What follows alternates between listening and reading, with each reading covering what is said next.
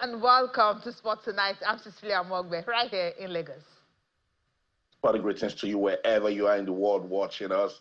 In London, I'm Austin Okonakman. Cecilia, last night on the show, I was telling you what London was feeling because of Arsenal's feat in the UEFA Champions League. Yeah. Tonight, it's not just Manchester that is feeling what the Red Devils did to Lyon. I think it's the entire England. Scenes from Old Trafford, Cecilia, it was crazy. I just got, we're talking about it on the show, and I was saying, what's the color of Manchester United's problem? I said it was colorless. I know. I think they showed me that it was red for blood, because what a spirited performance from Manchester United. Austin, it's so shameful that Manchester United are celebrating getting into the semi-final of the Europa League. While in London, what are they celebrating? The Champions League.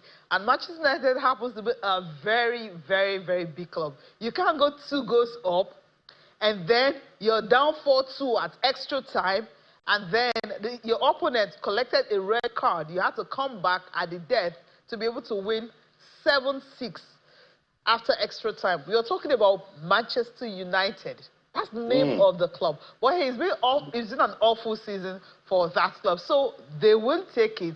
They will celebrate.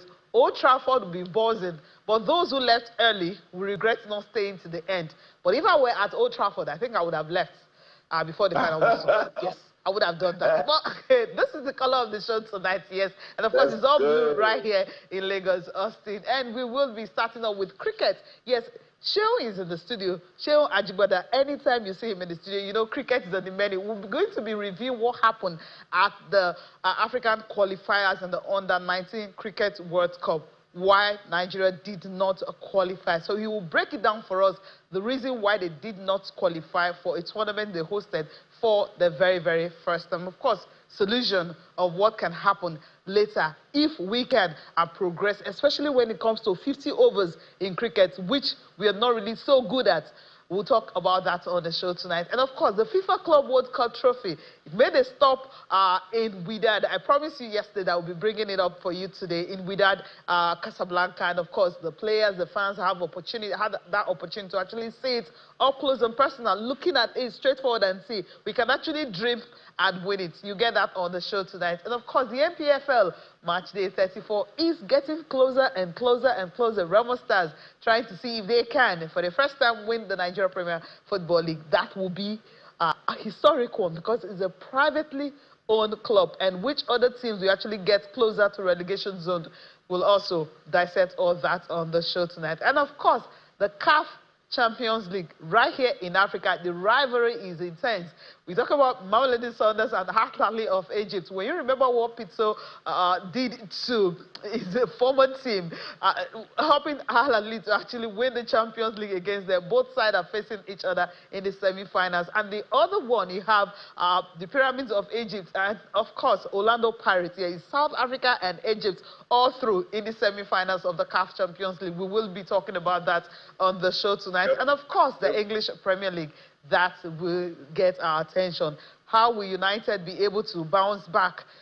Will I use not really bounce back? How can they be fit and ready enough to play Wolves on Sunday? So many questions. But hey, the coach Ruben has been talking about the Amorim is talking about the fact that he may just use younger players for that because, well, maybe the other players are tired from that 120 minutes they played against Lyon on Thursday night. Yes, it's a loaded package, Austin. Of course, I'm going to be introducing, well, the cricket man. He's right here in Lagos studio, Shehu Ajidagba. It's great to have you here in Lagos. Yeah, Cecilia, good evening to Austin back in London. You decided to throw my club. But I always say that United thrive in chaos, and they are just a replica of this Easter period. And what is Easter period? Yeah. Jesus Christ was crucified and resurrected after the 3rd day. United fans were crucified, and at some point in time, they resurrected because of that shambolic performance of United yesterday. But again, we take it. They are in the semi-final. Yeah, you take it, yeah, because you don't have a choice. That's the only way you get European tickets for next season. So let's start it off with, yes, cricket, the men's under-19 World Cup qualifiers. Nigeria hosted for the first time, right? You have other countries from Africa. Tanzania were the ones who pick up that ticket. Likes of Uganda, Namibia, these teams were awesome. Now, we're going to be focusing on Nigeria, basically, because we hosted. What are the lessons we actually learned from hosting it? And why did we not qualify? Is it too late to ask that question? It's not too late. Okay. Let me first say, big shout out to Mr. President of the Nigerian CAF Federation, the sports administrator for the year 2025.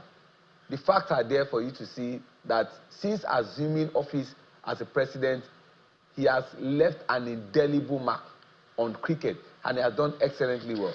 This is about the first time we'll be hosting the International Cricket Council Under-19 Men's Cricket Africa World Cup qualifier. And two people who are central to cricket in Africa, one of them is the International Cricket Council Regional Development Manager for ICC Africa, Justin Ligialingi, and of course, the tournament director, also for ICC Africa, Martin Ondeko. Coincidentally, both of them are from Uganda. They actually heap praises of Mr. President. In actual fact, Martin Ondeko said when he came to Nigeria about 1 month to the tournament, he was having this fear that will Nigeria be ready for this tournament. When he came back, he saw wonders that credit must go to Nigeria.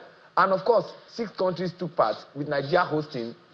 We had Tanzania, Nigeria, and Sierra Leone qualifying from Division 2.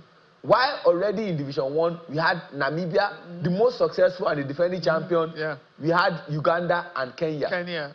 Now, let me talk about Nigeria. There's a difference between somebody who plays a 3-on-3 basketball and somebody who plays a full court. Okay. There's a difference between somebody who plays a 5-a-side football and somebody who plays an 11-a-side. One of the shortest formats in cricket and the most enjoyable is T20. That is, what we talk about is we are playing a 20 overs game. And in cricket, we always say that 6 good balls, there's a clause, good balls make an over.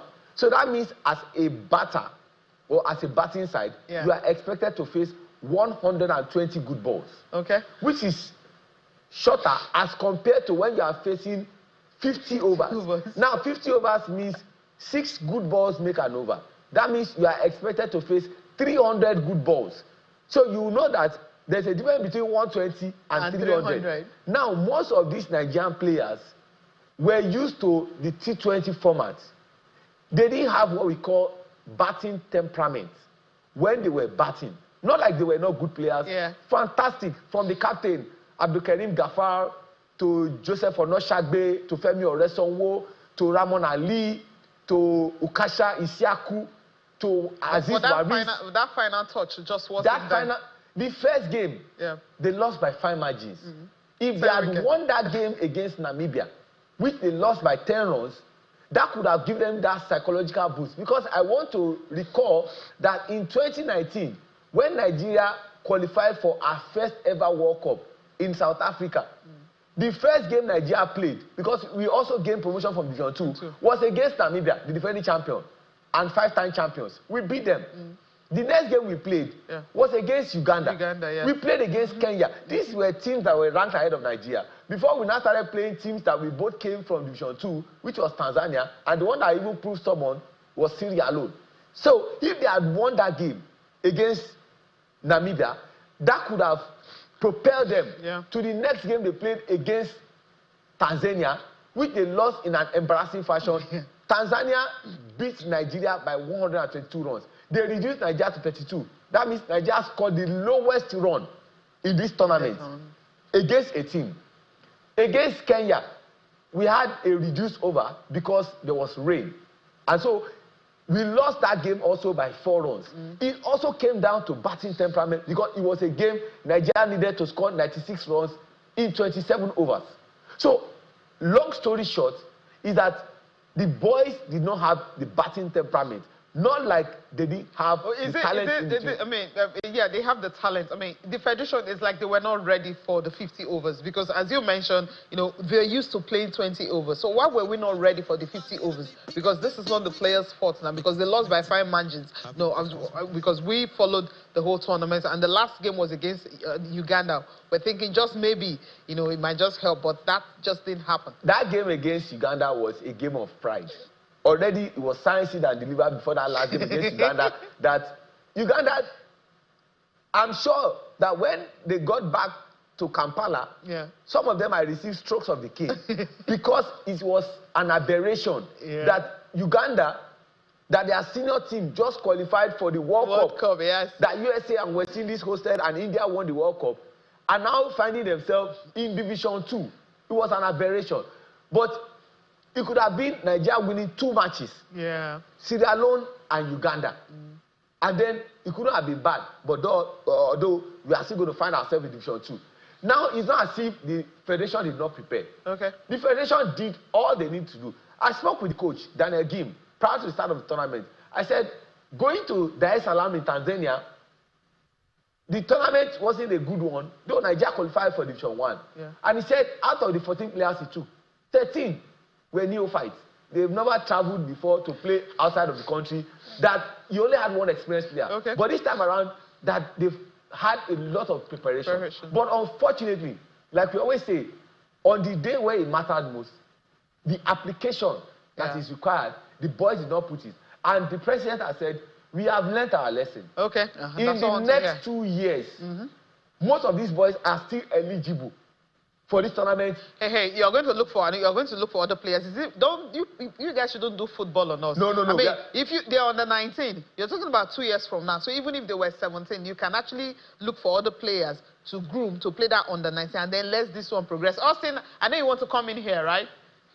Yeah, I totally agree with you, Cecilia. But then shout out to the Nigeria Cricket Federation. They are doing a fantastic job with, you know, talent discovery. They are not just going to the schools, they are going to the most rural areas you can think of to look for talent. And I'm sure they will not have a problem, you know, replacing some of the players that you have just talked about. But Shehu, let's talk about the implications of being in Division 2. What does that mean for our cricket? It means we have to regenerate again. It's the reality that is staring us in the face. It's not the first time we'll be going to Division 2. It's just that we need to get out of that division as quickly as possible.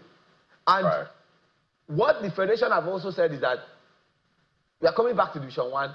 We are coming back bigger, stronger, and better. This tournament also, we came from Division 2. Tanzania, who went unscathed. And I have to give credit to the Tanzanian team. From the first game I saw against Uganda, they look like a team that was prepared for this tournament. From their coach, who is a South African, but resides in Dar es Salaam, Imran Nakadian, to the captain of the team, Laksh Schneider Bakrania. We call him the Wall of Tanzania.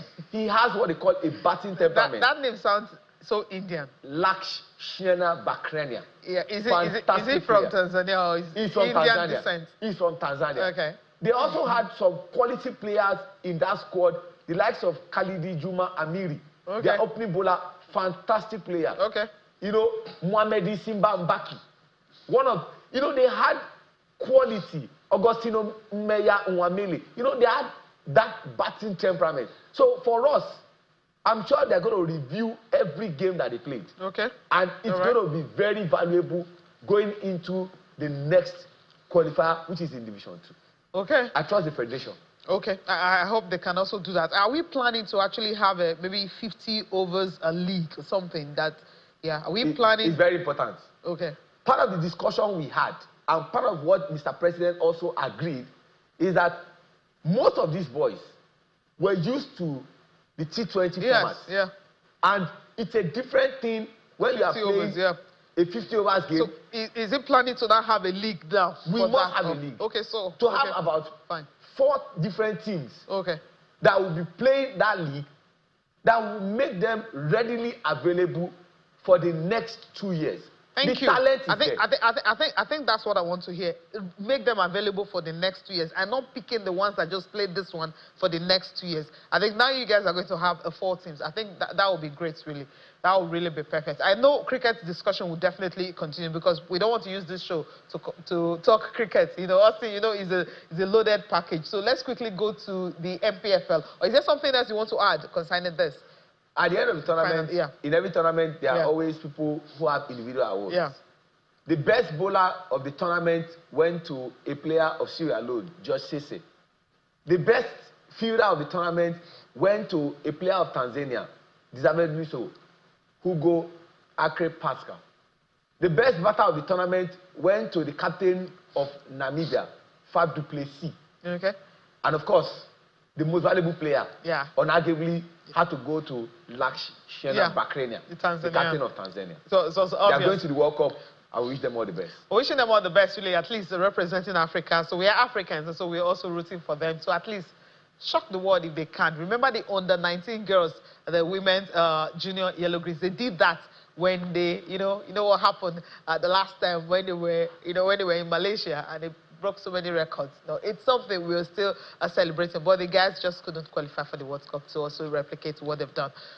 All right, NPFL is getting our attention now. Austin, Nigeria Premier Football League. It's amazing what we've seen so far. If we can see, we'll just quickly run through the fixtures for this weekend. You talked about Academy Warriors yesterday. The fact that they will be up against another very tough team. So let's just quickly take a look at them. Eimba and Kano Pillars will be in action.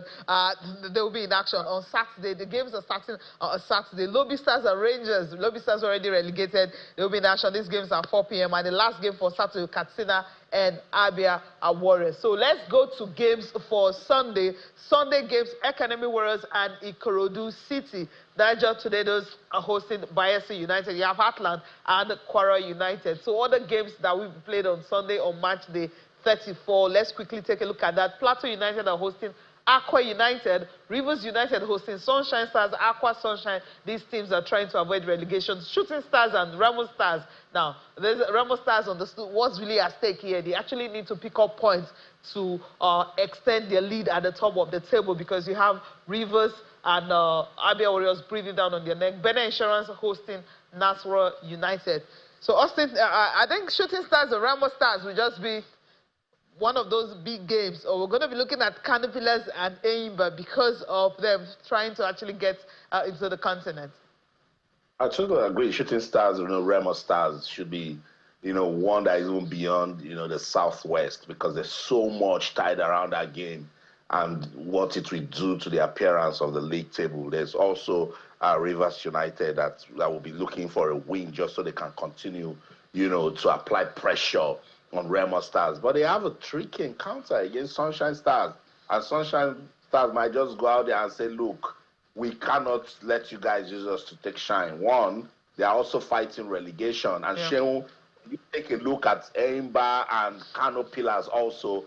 That's one that should get us talking. The Nasarawa fixture also, because they are not safe, should be one that we can also talk about. Bendel Insurance, arguably the most improved team in this circumstance, Shehu. Yeah, thank you, Austin. I'm looking at shooting against Remo Stars. That game will be played behind closed doors based on what Shooting Stars, their fans did when Ikorodu City visited. And when things like this happen, it's to the delight of the away team. And, Remo Stars, they shocked us in week 33. Nobody ever saw that coming. That against a Katsina United who got drowned, battered, tortured, and annihilated at the Mobolaji Johnson Arena against Ikorodu City, who scored the most goals against any opposing team this season by scoring 6. And then they went to Ikene to play out a goalless draw. For Shooting Stars, they are not where they are supposed to be. Last season, they narrowly missed continent by whiskers. And Remo Stars look like their one hand is on that trophy. They don't want to lose this game, knowing that Rivers United will have an advantage. It's 5 points adrift in between them with 4 games to go. It looks like if Rivers United beat Sunshine Stars, if Rivers beat Sunshine and Shooting defeats Remo Stars, it will now be down to 2 points and it's quickie bomb time. Another game of interest is Eimba. against Kano Pillars. Usman Abdallah is going back to his former stomping ground. That's Enyimba. And for Enyimba, they've been very, very poor. I don't know how they will recover very quickly because in the Federation Cup, they lost against Abakaliki FC, a team that is just 5 months old in the Nigerian National League. And that's the only route for them to have even gotten to the continent. But unfortunately, it didn't happen. So I want to see what happens. I would like to see the battle between the likes of Shehu Abdullahi, the likes of Rabi Ali, Pele, and of course Ahmed Musa coming up against the likes of Joseph Atule, not also forgetting Brown Idea and all the likes. So the league is getting interesting. Plateau against Aqua United. Aqua United look like they are playing a football destined for relegation because already Lobby signed it and delivered. Thank you for that. Yeah. Good way to end this, right? Yeah, it's okay. It's okay. I know, Cecilia, I know where you're going. You know what? Let's go on a quick break. Sports Tonight on Channels Television. When we come back, there's still so much more to talk about. Don't go anywhere. Stay. Welcome back, Sports Tonight on Channels Television. We were just previewing match day 34 of the Nigeria Premier Football League. Match day 34 already. Can you believe it? 4 more matches to go. Shehu, before we get into the semi-final fixtures for the CAF Champions League, let's talk about possible places where we can get away wins in the NPFL match day 34. I'm thinking Rangers can do something against Lobby, and Aqua United might just fight in Jos. Where do you think we can get away wins? You encapsulated my thoughts. Lobby against Rangers. Don't forget that Lobby are tenants at the Nnamdi Azikiwe Stadium, the Cathedral. That's where they are using, and that's the home ground of Enugu Rangers. Though Rangers lost, yet to win a game in 2025. So I just think that Rangers might be able to get a result. Why do I think that Ikorodu City, under Nurudeen Aweruru, the football they are playing is fantastic. I think they can get a result against El Kanemi. So I think those two places. Oh, in Maiduguri. Yes. Yes. Okay. Yes. We'll see. It's possible. It's possible. Don't forget that this team are punching above their weight, and they are breathing down the neck of Abia Warriors. Abia Warriors under Imama Amakpakabu says, I want to get on the continent. So they are breathing down their neck. And they think that they can get a result against El Kanemi, who don't have their coach, Aliou Zubair, who is with the under-20 side. Okay. All right. All right. I like that. Okay, let's go to CAF now, right? We can leave NPFL and quickly go to the continent. You know, the interesting thing about the semi-finals happens to be the rivalry between Egypt and South Africa. I just wish I'm talking about Nigeria and Egypt. But in South Africa, the rivalry of the North African football teams and, of course, the South African football team. So you have both of them. You have Mamelodi Sundowns and Al Ahly of Egypt. And these guys are going to the FIFA Club World Cup. You know how much is in that, right? So much money when it comes to that. Orlando Pirates, also a South African side, and Pyramids, also an Egyptian side. So this is what the semi-finals look like when it comes to the CAF Champions League. Now, Shehu, let me come to you here. We know this rivalry, you know, the traditionalists, right? Yeah, traditionalists and the modern, because Mamelodi Sundowns, when were they founded? I mean, that's one of the most modern clubs. Well, Orlando Pirates hasn't been in semi-finals since like 2013 or thereabouts. It's been a long time. But first, let's talk about this rivalry between Mamelodi Sundowns and the Egyptian powerhouse. Both sides, we know in the last games, the last 8 matches Mamelodi Sundowns have played, they've conceded just 3 goals. And they have Peter Shalule, who has scored 4 goals in this campaign already. I think that's the striker they will definitely need to watch. That's one man we need to also be watching out for. They also have a very good goalkeeper, and the best goalkeeper at AFCON, Ronwen Williams. Yeah. But when you look at Mamelodi Sundowns against Al Ahly, the dominant side. And I'm happy that the general coordinator for this Mamelodi Sundowns and Al Ahly is a Nigerian. But I would have loved to be talking about a Nigerian team in the semi-final. It also shows that... Did you get out of your group stage? It also shows that there's a paradigm shift from the powerhouse. Usually you find teams like Wydad Casablanca in this stage. You find teams like Simba of Tanzania. You know, all these... Esperance, you know, TP Mazembe. But pyramids are less than 6 years old. Yeah. And they are now in the they started like an house on fire in the Confederation Cup. Now they are in the semi-final of the CAF Champions League. One thing is certain, Cecilia and Austin, is either we have 2 Egyptian teams playing in the final, 2 South African teams playing in the final, or 1 Egyptian and 1 South African. But that Mamelodi Sundown and Al Ahly is a cracker. I mean, that's a cracker because Austin is the 5th time these 2 sides are meeting. I mean, you remember what happened in 2019 when Mamelodi Sundowns shocking Al Ahly, I think it was 5-0 victory. And then 2020, 2021, Al Ahly also had that revenge back-to-back, elimination of Mamelodi Sundowns. Then 2023, 2024, yeah, Sundowns won at home by a lone goal. And of course, we were able to get that valuable point out of the group stage. Now, that last 5 meetings. But hey, Al Ahly for this time around, your money is in your pocket or somewhere. If you also remember what happened, Pizzo, what he did to Mamelodi Sundowns when he left the club, he went to Al Ahly and they won that, and they played against Mamelodi Sundowns in the final.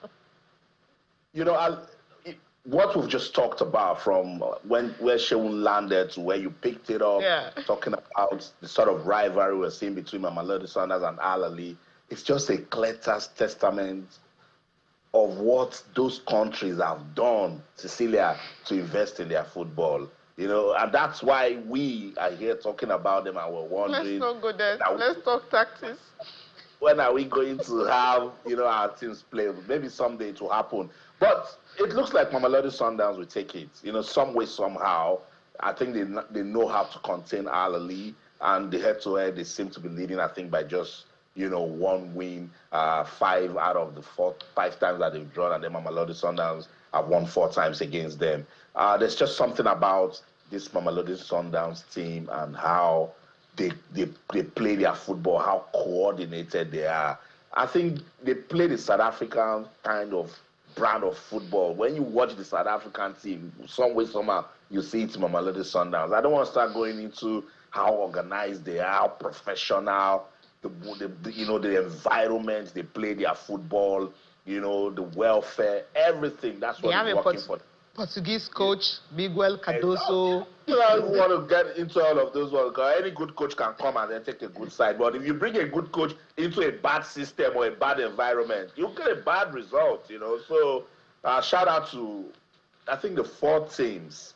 It's a good model for club football development in Africa. So I think clubs in Africa, particularly our teams that are going to play on the continent, these 4 teams, particularly pyramids, the level of consistency, a team that is young, and now they are looking at the Egyptian system of football, and they're using it to get better. It's laudable, and African teams, as I said, should look at them and emulate them for the good things so that we can have all-round success to our football. So let the best team win. I think football will give us 1 South African team and 1 Egyptian team. That's what you're looking at. Okay. Well, I don't know who's going to win in that one. But Orlando Pirates and of course, Pyramids of Egypt, they're making their debut in the Champions League. They've never been to this stage before, so you think if they can actually go above their weight. But the coach has been talking, their coach are talking about Jose Rivero, talking about what they intend to do to ensure that, yes, they can really take out this Egyptian side and maybe get to the final. Let's listen to him. Here in this moment, we as players were very proud to be in this stage now. Champions League is the biggest stage of football in Africa. We are in the semi-final. That's something we worked for. I think everybody in the club now feel that we can do something in this competition. We know we are playing against a big team with big history. We know it's not going to be easy tomorrow, but I think we as a player are ready to do something in this.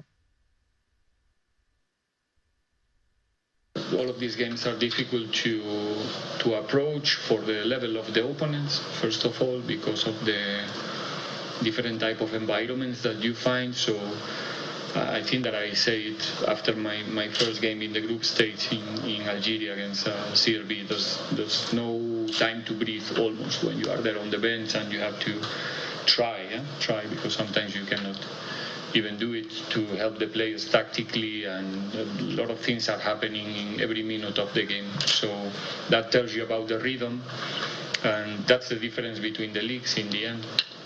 The amount of time that you have to think and to execute one action is different in the domestic league and in the Champions League, because the opponent has a different capacities tactically and technically, and I think Orlando Pirates so far managed to be at that level and compete very well in that space. So tomorrow we're not going to do anything that we didn't try before or we don't know that we can do already, because like I said, the most important in sport, in competitions, is to have the confidence, not only the quality, not only the preparation. It's about you to believe that you can do it again. And we prove to ourselves, not to anybody else, to ourselves during this competition, that we are capable to do it, and tomorrow is going to be a repetition.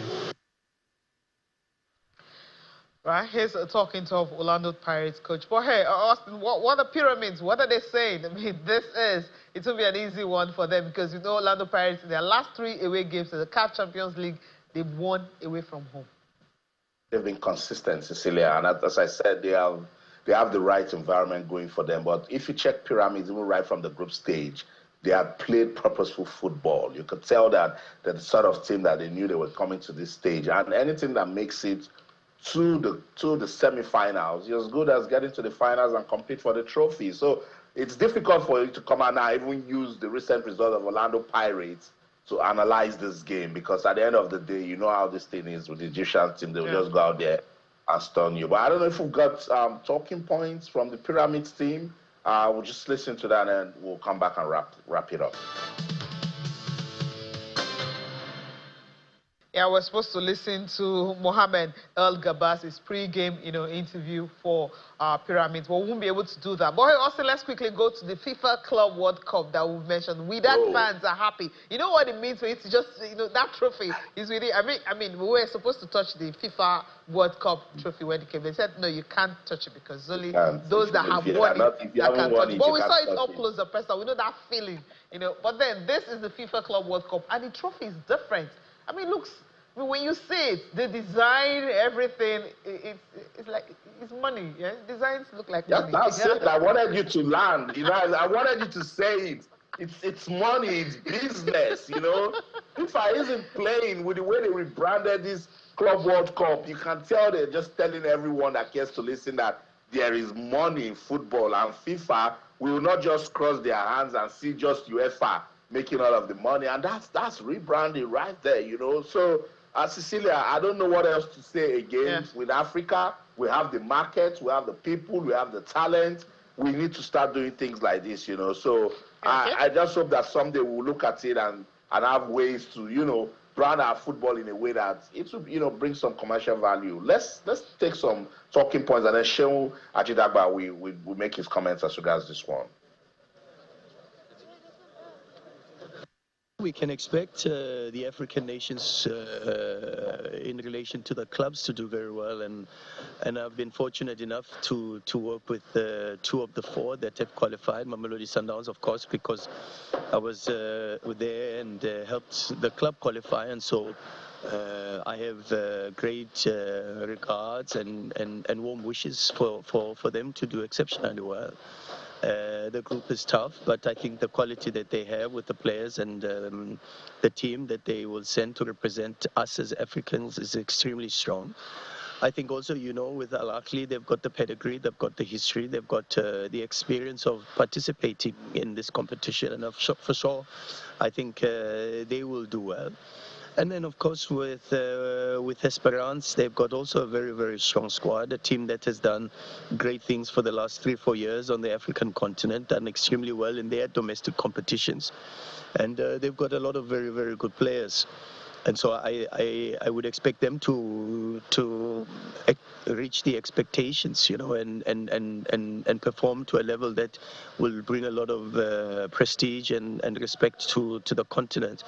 And then, of course, my excitement is for us as Wydad. I think we will surprise a lot of people. We've got some very difficult games. We have one of the best fans in the world, and for sure they will come, and I think it will be the same as here. So And the fans, that's our strength, because they are always behind us in the home games and also away games. So I think they will come to USA and they will do the same like here. So it's an advantage for us. You can win against big countries, and we can do the same. They win against Portugal, against Spain, against Belgium. So for us, it's a good example. We can do the same. So yeah, in the beginning, everybody will think lose the games, but if we win there, or we make a good draw, we put Wydad in a very good position, and we show the world that Morocco is a very, very good country for football.